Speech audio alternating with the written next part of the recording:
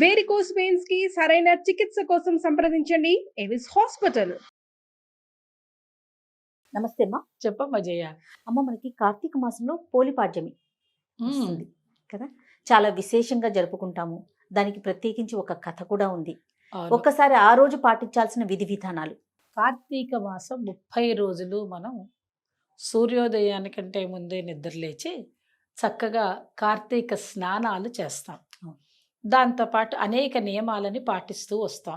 ఎందుకంటే కార్తీక మాసంలో తప్పనిసరిగా నక్తాలు ఉండడం, తర్వాత ఒత్తులు వెలిగించుకోవడం, పొద్దున్నే దీపం పెట్టడం, ఏ పని చేసినా చేయకపోయినా, పూజ వచ్చినా రాకపోయినా తలస్నానం చేసి శుభ్రంగా మనం తులసి కోట దగ్గర దీపం పెట్టడం అనేది కార్తీక దీపము. అంతే. ఇది ముఖ్యమైనటువంటిది. ప్రతిరోజు పెట్టాలి, 30 రోజులు పెట్టాలి. అలాగే ద్వారం దగ్గర కూడా పెట్టుకోవాలి. ఇంటి ముందర ద్వారానికి 2 పక్కల దీపం పెట్టుకోవాలి. ఇంకా రోజు ఇంట్లో పెట్టుకునే దీపాలు అవి సరే రోజు చేసుకుంటాం. ఇలానే 30 రోజులు చేయాలి. ఈ 30 రోజులు అనేది ఒక వ్రతం. దీంతో పాటు వీలైన వాళ్ళు నక్తాలు చేస్తారు. సరే, నక్తం చేయలేని వాళ్ళు 12 గంటల వరకు ఉండి 12 గంటల తర్వాత భోజనం చేసేవాళ్ళు భోజనం, టిఫిన్ చేసేవాళ్ళు టిఫిన్. ఇవన్నిటికీ కారణం ఏంటంటే జయ, మూఢభక్తి కాదు, గుర్తుపెట్టుకోవాలి. ఆరోగ్యానికి సంబంధించిన విషయాలు ఇవన్నీ. కార్తీక మాసం చలి, అవును, విపరీతమైన చలిలో శరీరంలో ఉండేటువంటి విషయాలన్నీ, నాడులు నరాలు అన్ని ఇలా మూసుకుపోతూ ఉంటాయి ఆ చలికి మనకి. అందువల్ల మనం ఏది పడితే అది ఆహారాల్లో తినేసాం అనుకోండి, నూనెలు నెయ్యిలు రోజు తినే ఆహారం గట్టిగా తినేస్తే అరగదు. ఎప్పుడైతే అరగదు, నాళ్ళన్నీ మూసుకుపోతూ ఉంటాయి. అరగకపోయేసరికి అనారోగ్యాలు వస్తాయి. దానికోసమని మనకి ఋషులు ఆనాటి కాలంలో సనాతన సంప్రదాయం పద్ధతులు చెప్పేటప్పుడే ఈ ఉపవాసాలు, దీక్షలు ఇలాంటివి చెప్తే మనం అందరం వింటామని మన కోసం వాళ్ళు ఆనాడే కష్టపడ్డారు. అందువల్ల ఏంటి అంటే కార్తీక మాసం రాగానే చక్కగా సాయంత్రం దాకా హాయిగా ఉండండి. మళ్ళీ చాలామందికి తెలియని విషయం ఏంటి తెలుసా జయ, నక్తాలు చేసేటప్పుడు రిక్త దర్శనం చేసుకోవాలి. అంటే నక్షత్ర దర్శనం సాయంకాలం 6 గంటలకి, 5 గంటలకే మీరు చక్కగా 4 గంటల నుంచి స్నానాలు చేసుకుని దేవుడికి నైవేద్యం మడిగట్టుకుని వంట చేసి అక్కడ పెట్టుకుని 5 గంటలకల్లా మీరు దీపం పెట్టుకునేటట్టు ఉండాలి. 6 గంటల లోపల మీరు భోజనం చేసేయాలి. వీళ్ళు ఏం చేస్తారు, ఇక ఉపవాసం కదా అని ఏ రాత్రో 9 గంటలకో 10 అట్లా చేయకూడదు. ఆరోగ్యం పాడైపోతుంది. కార్తీక మాసం చివరికి వచ్చేసరికి అనారోగ్యం తెచ్చుకొని మీరు ఏమంటారంటే చివరికి కార్తీక మాసం వల్ల అనారోగ్యం వచ్చింది అని అంటారు. అది తప్పమ్మా. ఎందువల్లంటే మీరు సూర్యోదయంకే ముందే లేచేసి ఉంటారు, అప్పటికే మీరు 12 గంటలు అయిపోతుంది. అవునమ్మా, అవును. సాయంకాలం చక్కగా తొందరగా వస్తుంది, చీకటి తొందరగా పడిపోతుంది. ఆ టైంలో మీరు దీపాలు వెలిగించేసుకుని చక్కగా ఆకాశంలో నక్షత్రాలను దర్శనం చేసుకోవడం, భగవంతుడికి నైవేద్యం పెట్టడం, మీరు భోజనం చేయడం, ఇది విశేషం. అవును. ఇలా మీరు 30 రోజులు చేస్తారు కాబట్టి చివరి రోజు 30 రోజులు అయిపోయిన తర్వాత పొలిపాడ్యమి అన్నారు. అమావాస్య కాదు అమ్మలు ఇక్కడ, సారీ అమ్మ, పొలిపాడ్యమి. అందరు అనుకుంటారు, నువ్వు అన్నమాట రైటే. కొంతమందికి తెలియక చివరి అమావాస్య రోజు చేసుకునే వాళ్ళు కొంతమంది ఉంటారు. కానీ పొలిపాడ్యమిని మీరే అన్నారు. పాడ్యమి అంటే అర్థం ఏంటి, అమావాస్య దాటాలి అని. 30 రోజులు దీపం పెట్టుకున్నాక చివరి రోజు అంటే అంతా అయిపోయాక మనకి మార్గశిర మాసాన్ని ఆహ్వానం పలికేటప్పుడు మనం ఏం చేస్తామంటే తెల్లవారుజామునే లేచి దొన్నెలు అంటే తెలుసు కదా అమ్మలు, ఆ అరటి మట్టల్లో దీపాలు 30 దీపాలు పెడతాం. 30 దీపాలు పెట్టి నీళ్ళల్లోకి వదిలేస్తాం. అంటే వ్రతం చేసుకున్న తర్వాత నా వ్రతం సంపూర్ణమైనది నీ వల్ల అని చెప్పి మనం భగవంతుని ఆరాధన చేసుకుని పూజ చేసుకుని నీళ్ళల్లోకి వదిలేస్తాం.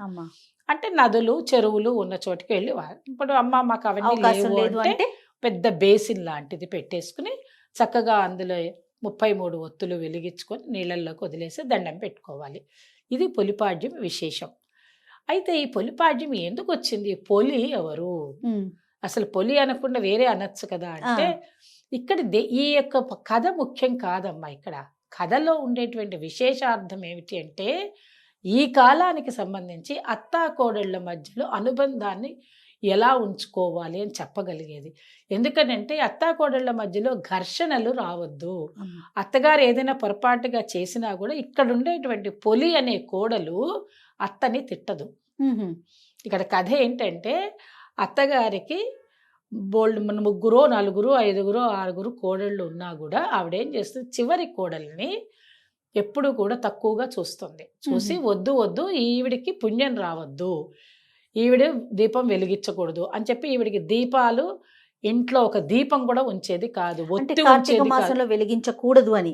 30 రోజులు ఈవిడకి ఆటంకం కలిగించాల్సిందే ఈ కోడలికి. ఆ. ఎందుకంటే ఈవిడ నా మాట వింటలేదు అంటే చివరి ఆవిడ పెద్ద ఆవిడ. మీరే ఆలోచించండి, జనరల్ కండిషన్స్ లో కూడా అత్తగారు చాలా పెద్ద 70 ఏళ్ళ వయసు ఉంటుంది, కోడలు కోడలు వచ్చేసరికి చిన్నపిల్ల. 20 ఏళ్ల పిల్ల ఉంటుంది. వాళ్ళిద్దరి మధ్యలో జనరేషన్ గ్యాప్ కూడా ఎక్కువ ఉంటుంది. ఆవిడ తట్టుకోలేదు. ఆ అమ్మాయి ఏంటి, చివరి కోడలికి చాలా పూజలు పునస్కారాలు రోజు చేసుకోవడం. ఎందుకంటే భర్త తీసుకొచ్చేటువంటి ఆ కాస్త డబ్బులతోటి అందరినీ సమర్థించుకుంటూ నవ్వుతూ హాయిగా ఉంటుంది. ఓకే. అది గ్రహించలేక మిగతా తోడి కోడళ్ళు అత్తగారికి ఎగేస్తూ ఉంటారు. అందుకని ఏం చేస్తుందంటే ఇవి చెయ్యకుండా ఉంచాలన్న ఉద్దేశంతో ఇంట్లో ఒక పత్తి కానీ నూనె కానీ అగ్గిపెట్టె కానీ ఏది ఉంచకూడదు అనేసి ఆవిడ అంటే ఆ పొద్దున టైంలో దాచిపెట్టేసుకుని వీళ్ళు మాత్రం వెళ్ళి నదుల దగ్గర స్నానం చేసుకుని అక్కడ వెలిగించుకొని వచ్చేవాడు.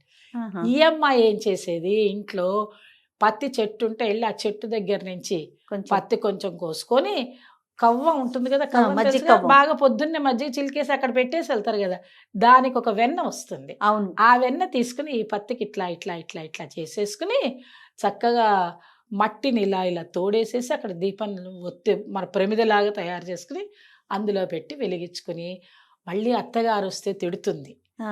ఎందుకు వెలిగించావని కోపడుతుంది అని చెప్పి సూర్యోదయం కాకముందే వాళ్ళు వెళ్ళంగానే ఈ అమ్మాయి పనిచేసే దాని మీద ఒక బుట్ట బోర్లు ఇచ్చేది. ప్రతిరోజు చేసేది ఈ పని, హాయిగా చేసేది. సూర్యుట్ల దండం పెట్టుకునేది, నక్షత్రాలు ఉంటాయి కదా, తెల్లవారుజామున దండం పెట్టుకునేది. ఇలా 30 రోజులు చేసేది. చివరి రోజు కూడా ఈవిడ గబగబా వచ్చేసే సమయానికి ఎక్కడ పెట్టేస్తుందో అని ఆరాట పడుతూ ఉండింది. చివరి రోజు ఈవిడ కనిపించేస్తుంది. ఈవిడికి ఎందుకు పెట్టావు అని కొడుతుంది. అయితే ఆవిడ కింద పడిపోతుంది. పడిపోయినప్పుడు ఆవిడ కాలం చేస్తుంది. కోడలు చనిపోతే అక్కడి నుంచి చక్కగా వచ్చి హాయిగా వైకుంఠానికి తీసుకెళ్ళిపోవడానికి దూతలు వచ్చేస్తారు. ఆహా. దూతలు వచ్చేస్తే ఈవిడ అనుకుంటుంది, మేము ఇంత బాగా పూజలు చేస్తే మమ్మల్ని ఎవరు పరామర్శించరు, మనల్ని ఎవరు అడగరు, చెయ్యరు, ఈవిడికి పుష్పక విమానమే వచ్చింది వైకుంఠంకి వెళ్ళడానికి అని చెప్పి వాళ్ళు చక్కగా ఈవిడని తీసుకుని వెళ్ళిపోతూ ఉంటే ఈ అత్తగారు కోడళ్ళందరూ పరిగెత్తుకుంటూ వెళ్ళి ఆవిడ కాళ్ళు పట్టుకుంటారు. ఇట్లా పట్టుకుని వాళ్ళు కూడా దాంతో పాటు వెళ్ళాలని ఓ పొలి పొలి పొలి పొలి పొలి అని పిలుస్తారు. పిలుస్తూ ఉంటే వాళ్ళు వెళ్ళిపోతే అప్పుడు అడుగుతారు, ఏంటి మేము ఇంత కష్టపడి మేం కదా రోజు దీపాలు పెట్టింది, ఒక దీపం కూడా పెట్టలేదు, కార్తీక మాస నియమమే పాటించిన ఆవిడ్ని మీరు ఎలా తీసుకెళ్తున్నారని ఈవిడ ప్రశ్నిస్తే అక్కడ కాదు, ఈవిడ ప్రతిరోజు దీపం పెట్టిందని వాళ్ళు చెప్తారు. ఎందుకు, ఆవిడకి మనసుతోటి ఇంత చిన్న దీపమైనా ఆ సమయానికి వెలిగించింది కాబట్టి ఈవిడికి వైకుంఠ ప్రాప్తే కలుగుతుంది అని చెప్పి తీసుకెళ్తారు. అప్పుడు ఈవిడ బుద్ధి తెచ్చుకుంటారు, అయ్యో నేను చాలా పొరపాటు చేశాను, మనం ఎవరైనా పూజ చేసుకునే వాళ్ళని ఇబ్బంది పెట్టకూడదు, సాధ్యమైతే సహాయం చేయాలి, కానీ నేను చాలా తప్పు చేశాను, చంపలేసుకుని ఇంక ఇప్పటి నుంచి నేను అలా చేయను, పొలిపాడ్యమి అని చెప్పి ఈవిడ పేరు మీదే తెల్లవారుజామున అందరం ఒత్తులు వెలిగించి నీళ్ళల్లో వదులుతాం, నీళ్ళ ద్వారా వైకుంఠానికి వెళ్ళేటువంటి యోగ్యత కలుగుతుంది అని చెప్పి అత్తగారు మిగతా కోడళ్ళందరూ అనుకుంటారు. అప్పుడు ఎలా పంపించాలంటే మట్టి ప్రమిదలో కాదు, చక్కగా దొన్నెలో పెట్టి దొన్నెతోటి నీళ్ళల్లో వదిలితే కనుక మంచిది అని ఆ ద్వారా వచ్చినటువంటి సాంప్రదాయం. ఆవిడేమో స్వర్గానికి వెళ్ళిపోతుంది, వీళ్ళు కింద పడిపోతారు కాబట్టి అప్పుడు వీళ్ళు అనుకుంటారు. ఆ పొలి మీద వచ్చిన పేరు కాబట్టి ఇది పొలిపాడ్యమి అయిందనమాట.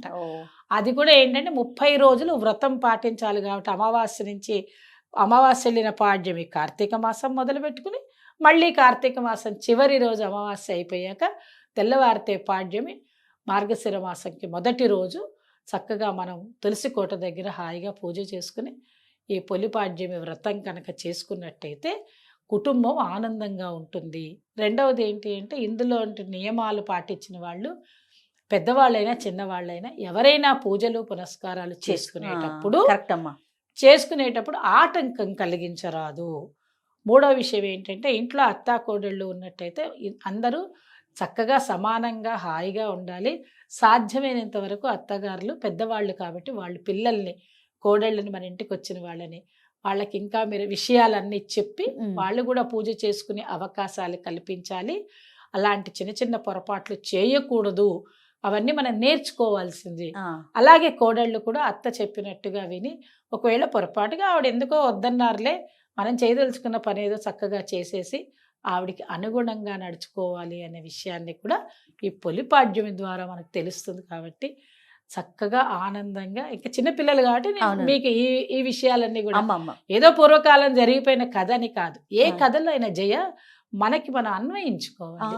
అవి దేవుడు అన్నా పూజలు అన్నా. అవునమ్మా. నేను ఒక విషయం చెప్పదలుచుకున్నాను నీకు. ఈసారి నేను కార్తీక పురాణాన్ని కూడా మార్చి రాయదలుచుకుని రాస్తున్నాను. అది కూడా మీకు తప్పనిసరిగా మీకే ఫస్ట్ ఇస్తాను, సుమన్ టీవీకే ఇస్తాను. తప్పకుండా. అంటే ఎలా ఉండాలి, ఎలా జరగాలి అనేది ఈ కాలానికి అనుగుణంగా ఉండాలి అన్న ఉద్దేశం అన్నమాట. తప్పకుండా. ఇది పొలిపాడ్యమిలోని విశేషమైనటువంటి కథ. తప్పకుండా. చాలా సంతోషం. నమస్తే అమ్మా. నమస్తే.